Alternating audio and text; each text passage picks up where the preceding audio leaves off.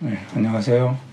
오늘은 앞선 강의에서 언급했던 앞선 것, 우선적인 것에 대한 개혁교회적인 강조, 신앙에 앞선 성령의 강조에 대해서 살펴보겠습니다. 칼뱅은 많은 점에서 루터와 의견이 일치했습니다. 신앙의 개념과 논리에서도 칼뱅과 루터 사이에는 어떤 차이가 없습니다. 둘 다 신앙은 하나님에 의해 시작되고 하나님의 행위인 동시에 신자의 행위이기도 하다라고 하는 생각을 가졌습니다. 그러나 칼뱅에게 신앙은 루터에게서처럼 결정적인 것은 아니었습니다. 루터는 신앙이 하나님에게서 비롯되었다고 확신했기 때문에 신앙에 관해 말할 때 다음과 같이 놀라운 주장을 하기도 했습니다.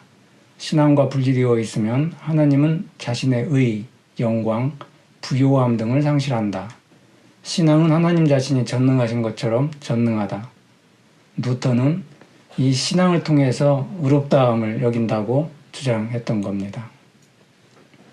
그런데 칼바르트는 신앙에 대한 루터의 이론 진술들에서 신앙이 마치 하나님의 한 위격, 성부, 성자, 성령 이런 위격처럼 이렇게 간주되고 있다라고 비판했습니다. 루터에게 신앙은 하나님, 인간, 그리고 세상 사이를 자유롭게 움직이는 신화적인 매개물 같은 기능을 한다라고 비판하고 있습니다. 칼뱅은 신앙을 성령론 속에서 다루고 있습니다. 이것은 성령을 먼저 말하지 않고는 신앙을 논할 수 없다는 겁니다. 우선적인 측면, 앞선 것에 대한 강조가 여기서 나타나고 있습니다.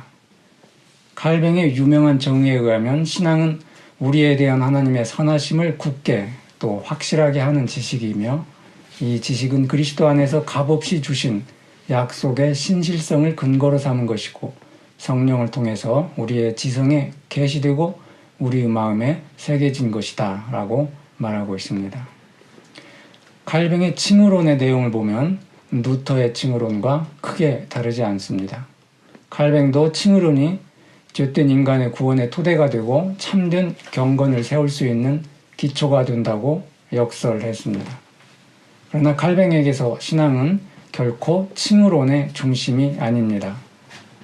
칼뱅은 신앙이 독자적으로 또는 어떤 고유한 능력에 의해서 의롭다 한다면 신앙은 항상 약하고 불완전하기 때문에 의롭게 여기는 일을 부분적으로밖에 하지 못할 것이고 그래서 구원의 한 단편만을 주는 의는 불완전할 것이다 라고 말하고 있습니다. 그러니까 칼뱅에 가면 우리를 의롭게 하는 것은 근본적으로 우리의 신앙이 아니라 객관적 계신 예수 그리스도이시고 신앙의 주체는 우리의 종교적 어떤 능력이 아니라 성령입니다. 그런데 여러분 성경을 보면 성령이 하시는 다양한 일이 나옵니다. 갈라디아서는 성령의 9가지 열매를 말하고 성경은 성령께서 하시는 다양한 사역을 전하고 있습니다. 그런데 여러분 성령이 하시는 그 많은 일들 가운데 가장 중요한 일이 무엇인지 아십니까? 그것은 신앙을 일으키는 일입니다. 믿음은 결코 저절로 생기지 않죠. 십자가에 달려 죽으신 예수 그리스도가 사흘 만에 다시 살아나셨다. 어떻게 이 사실을 믿을 수 있겠습니까?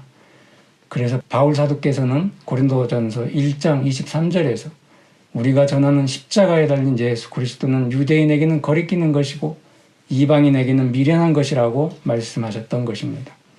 그리스도교의 기본적인 신앙 조항들, 사도신경을 아무나 믿고 신앙을 고백할 수는 없습니다.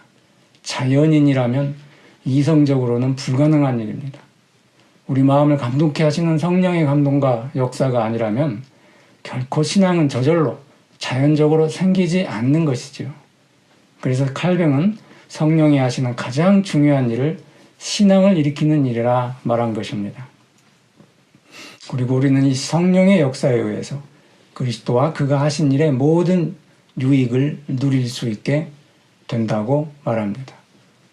칼뱅은 칭의론을 그리스도론 속에서 또는 그리스도론과 함께 취급하지 않고 성령론 속에서 성령의 역사로서 취급하고 있는 거죠. 그러므로 이 오직 신앙만이라는 구호는 이 구호보다 앞서서 예수 그리스도의 객관적인 사실과 성령의 역사와 감동이 언급되지 않는다면 신앙 그 자체가 의의 조건이 되고 인간의 능력으로서의 신앙이 성령과 그리스도의 자리를 차지하게 되는 겁니다. 만약 이렇게 되면 신앙은 가장 불확실한 근거 위에 있게 됩니다. 이러한 탈선이 중세 후기 로마 가톨릭 교회의 미신적인 업적 중심의 경건성을 낳았고 19세기 자유주의 신학의 인간화를 초래한 것입니다. 또한 20세기에는 무서운 나치의 유혹 앞에서 유일한 주님이신 그리스도에 항거하는 독일적 그리스도인의 신앙운동과 같은 무서운 반역을 낳았던 겁니다. 따라서 성령의 역사와 예수 그리스도 안에 있는 은혜의 사실을 떠나서 오직 신앙만을 그리스도교적 경험으로 따로 떼어 강조하는 것은 위험천만한 일입니다. 하나님 앞에서 우리의 희망의 근거는 우리 자신의 역사가 아니라 예수 그리스도의 역사에서 발견되고 구원의 확실성은 우리 자신의 업적, 공로를 통해서가 아니라 무조건적인 십자가의 은혜에서 드러나기 때문입니다.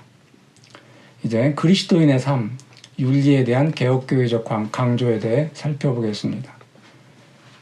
개혁교회는 수많은 신앙 고백들이 있다고 했습니다.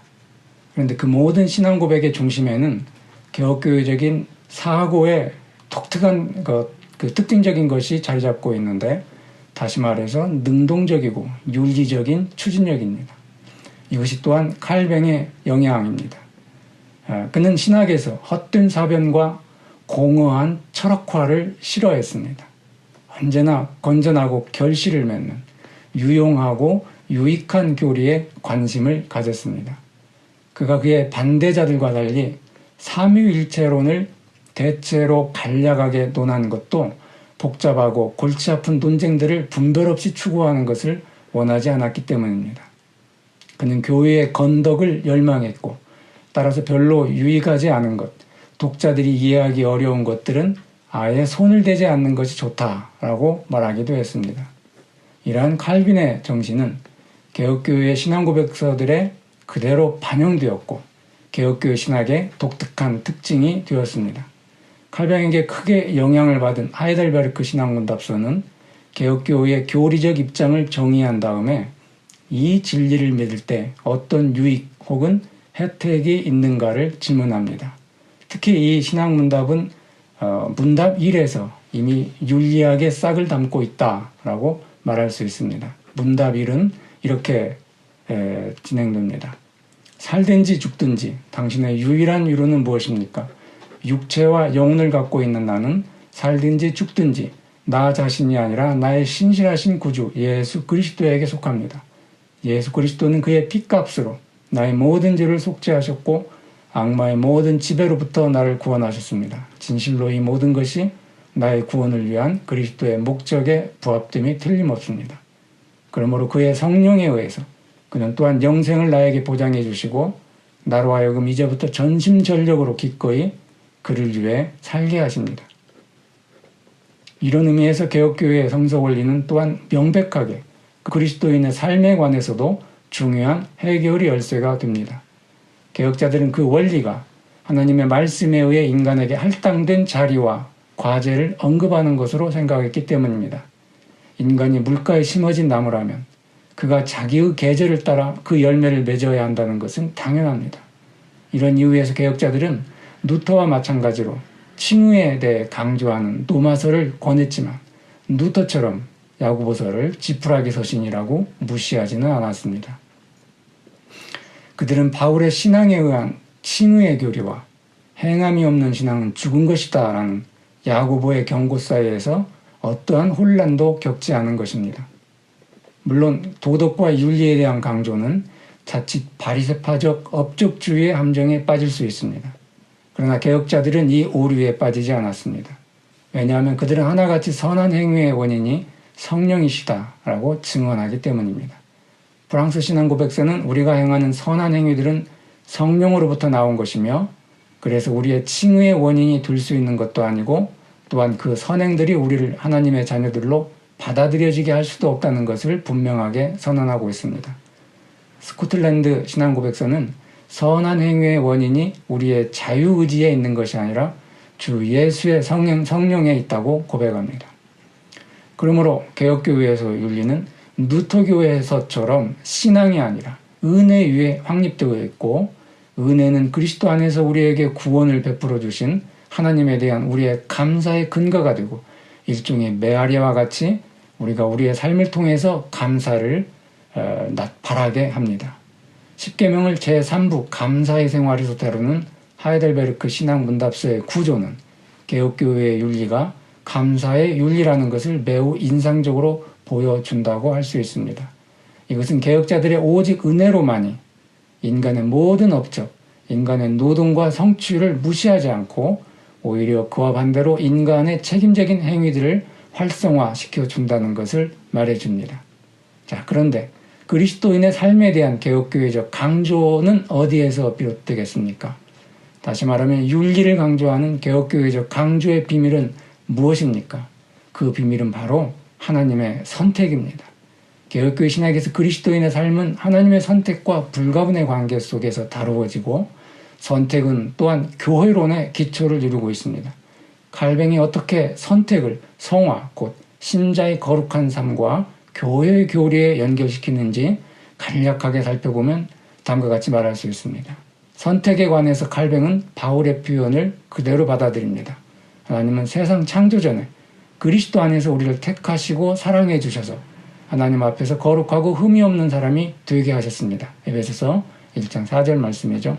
칼뱅은 이 하나님의 선택의 목적이 우리로 거룩하고 흠이 없는 사람이 되게 해서 오로지 우리를 통해서 하나님의 은혜의 영광이 찬양을 받게 하시려는 것에 있다고 주장합니다.